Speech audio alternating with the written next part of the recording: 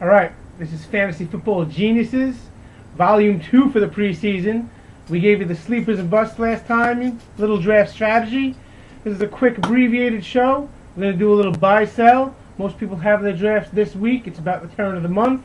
Everyone's chomping at the bit to start the real year, the real New Year's, next year with the Thursday night games. We'll get right into it. Do a little buy-sell and leave a quarterback. First quarterback up. Kyle Orton, what do you think? Nobody gives respect to Kyle Orton. The guy actually, nobody gives respect to him. Everyone's so Tim Tebow, but Tim Tebow is actually not a quarterback. He's an HVAC. He's not a quarterback. I don't care how many times he changes his mechanics, his throw motion. No. The only thing you'd be a little concerned about is that he's going to be doing his little running inside the red zone action. Might take away from a couple touchdowns that Orton may be able to get, but Orton's not even being taken. I don't even think so.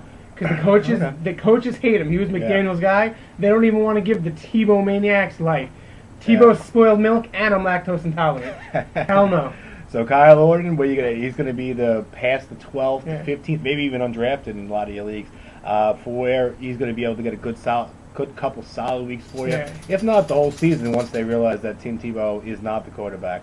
So Kyle Orton's pretty good. They'll pass less, but he's still going to throw for 3,600, and you can get him whenever. Nobody wants him. Good pick. I like him. I'm buying him. All right. Buy, sell for you. Here we go. Big Ben Roethlisberger. Oh, Big Ben. What do you think about Big Ben? I'm definitely buying on him. Yeah. Not outrageously high, but after you get past those first six, after you're done with the Bradys and the Rivers, and then everyone's letting Peyton slip a little bit. I like Romo better. After Romo, I think I'll go Big Ben. After Romo, I like Big Ben and Schaub about the same. Schaub will get more yards. Schaub's better. Schaub will get more yards. However, I think Big Ben's going to get more touchdowns. And also, I feel like Big Ben is more consistent. Schaub will give you a couple of weeks where you don't like what you see. But overall, I'll buy him. I'm not reaching, but I'll buy him. Okay. Sounds good. All right. Take it. All right, running backs. Buy, sell, D'Angelo Williams, the fallen star. Who is he? Who is he? He's the guy that actually is going to be playing mostly all the games. Jonathan Stewart's still nagging with injuries. The guy gets hurt for majority of his career. Yeah, you can't even say D'Angelo Williams does too. However, D'Angelo Williams, they didn't just pay him a lot of money because they think he's toilet paper. Mm-hmm. And if Cam Newton actually could keep defenses away from 8 in the box, which I think he can with his athletic ability, D'Angelo Williams could be a 5th or 6th round lotto ticket that could perform like a 2nd round or a 3rd round or maybe even better. He used to be a number 1 pick. He used to be a 1st round pick. So they didn't pay him good money. He's going to be assuming that role, and probably Jonathan Stewart's not going to be playing most of the games. He's another injury guy. 10-touch guy. Yeah, he'll get his touches. He's still effective when he's in there, but then again, I think he's a higher. I don't know about Tebow. Cam Newton keeping 8 out of the box, but I think it doesn't matter that much because he's going to get so many touches. It doesn't matter. Money talks. Whether he's good or bad, they're feeding him the ball because they look like idiots if they don't after spending all that money. Okay. All right. I got one for you. Traded sensation, PPR champion. Oh. Timmy. What do you think about Timmy? Tim Hightower. All right. I'm buying him huge. Now, I'll preface it by saying this. I love what he's doing in the preseason, but that's only reinforced what I thought beforehand. I'm not a Ryan Terrain guy. Helu, the rookie, maybe he's good, maybe he's not, but they both have injury concerns right now. Tim Hightower, I used to like him as a late-round guy in Arizona. He can run. He hits the hole real hard if you're watching those preseason games. He can catch, and even though it's questionable how good the Redskins' offense will be, that's the biggest question, I think. He's looking great. The other concern, the people who don't like Hightower will say Shanahan always throws out new running backs. You don't know what's going to happen week to week. But the bottom line is he always turns out at least one guy that's a great running back. In Denver, that one guy was whoever each year. Terrain always gets hurt. He's bound to hurt something by week 5. He should be out of the equation. And Roy Lulu's a rookie. They don't necessarily need to breed rookies. They need to put points on the board. And you want to give somebody the ball that's going to get the points on the board. Timmy Hightower is going to do it in that backfield above anybody. So I agree with you. Yeah, it looks good. Looks good. All right, we'll move on to receivers. Your receiver, are you buying or selling Marcus Colston? Colston. Saints a What do pretty you good think? offense, but I'm selling Colston. A lot of people are Okay. taking him as their first receiver in the third round. You know, he's going in that third round range. Uh, there's just so many options there. He's another guy. He's just coming off of a surgery, knee surgery. I'm just not buying him. I mean, granted, if he stays on the field, he'll get you that 1,000 yards. He's a big red zone target. He'll get you some touchdowns. But I'm just not buying that he's going to play a solid full season, number one.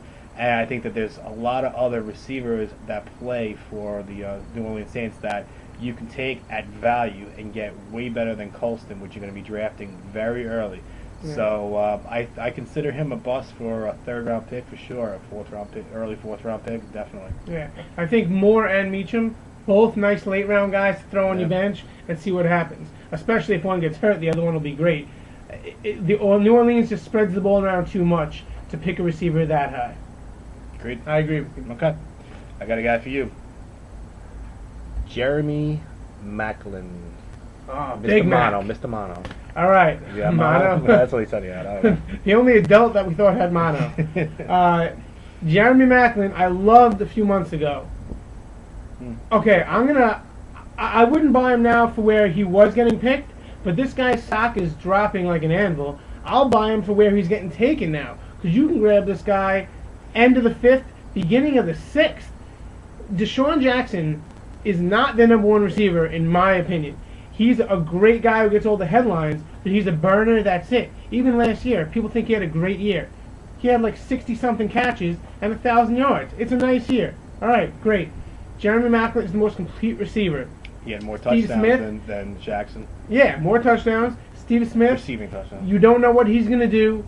The bottom line is you think they're going to be a great offense. Deshaun Jackson's not carrying the offense in the passing game. Steve Smith, you don't even know if he's playing for the first 6 weeks. So even though Maclin might take a couple of weeks to get his weight back and get over the sickness, who's catching all those passes? Who's catching all those touchdowns? People are taking Mike Vick, number 1 overall. Who's getting that ball all the time? Jeremy Maclin. Grab him in the 5th. Solid investment. I love him. If you get him in the 5th, don't reach for him. Don't reach for him. I agree. Don't I reach. agree. You don't reach, but I'll definitely take him in the 5th. Okay. All right. I would rather a guy early 5th like Wes Welker. Yeah. I would take Wes. He hasn't been going that late, unfortunately. But Well, hey, Wes Welker's a good player, man. sure. All right, let's move on to the often undervalued but always important tight ends. Do you want You went tight end. tight ends? Kellen Winslow on your squad. Do I want Kellen Winslow on my squad? Yes, I'll take Kellen Winslow on my squad. Okay. Tampa Bay, all right. You don't know what you're necessarily going to get out of them in the passing game, but who are the number 1 and number 2 receivers? Oh yeah, we don't like them already.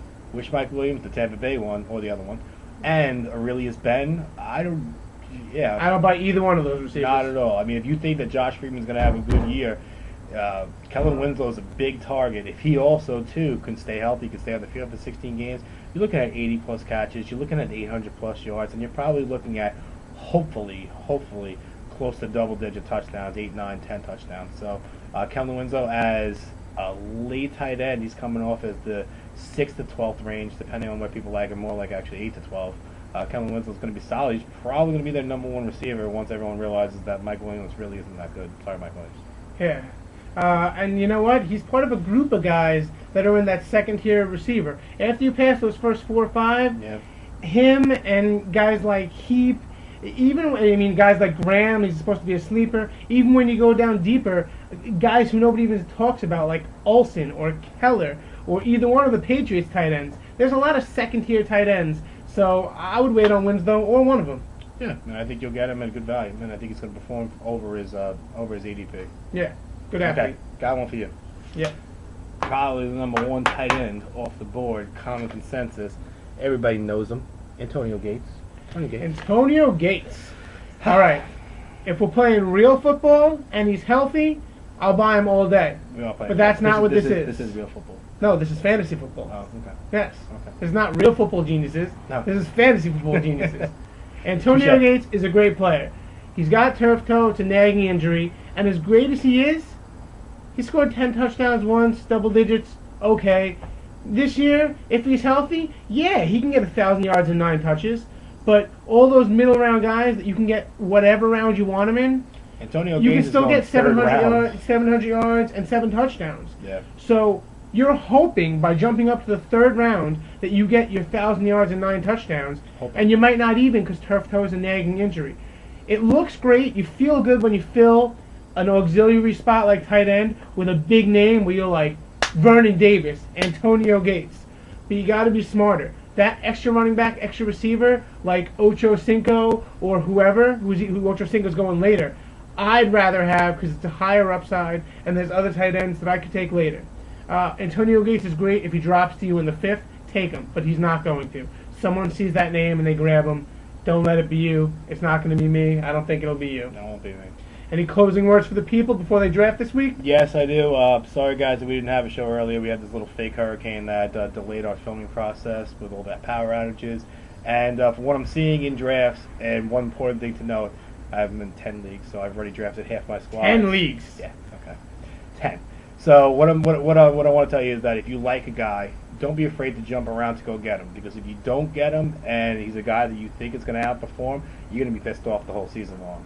So if you like a guy and he's going in the 7th, 8th round, unless you know the guys in your league and you're saying there's no way they're going to touch them, get him, have him on your squad. You'll be happy you drafted him instead of saying, I really liked him, I waited on him, I was hoping to get him later.